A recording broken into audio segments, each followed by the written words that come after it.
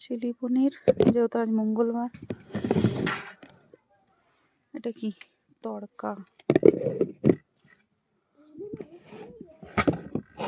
আর এখানে আছে রুটি, স্যালাড।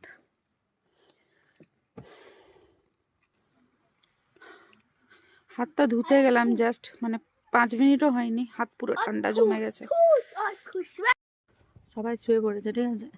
আমরা হচ্ছে 500 টাকা নিয়েছে, যেহেতু এই কাঠগুলোর ক্যাম্পফায়ারের, যতক্ষণ না কাঠ শেষ হবে ততক্ষণ করে যাবো এখানে। এখনো আমাদের কাছে কাঠ আছে, দেখাচ্ছি, তারও খাওয়া হয়ে গেছে।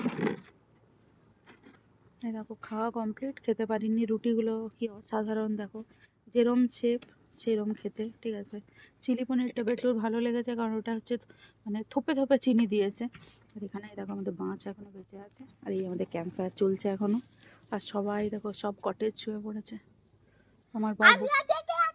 আমার বর জিজ্ঞাসা করতে গেছে রুম হিটার পাওয়া যাবে কিনা, কারণ ভাই এখানে সার্ভাইভ করা ডিফিকাল্ট। এত এত ঠান্ডা, বাপরে এত ঠান্ডা, বাপরে। রাতটা এই টেন্টের ভিতরে কি করে হবে, মানে থাকবো বুঝতে পারছি না।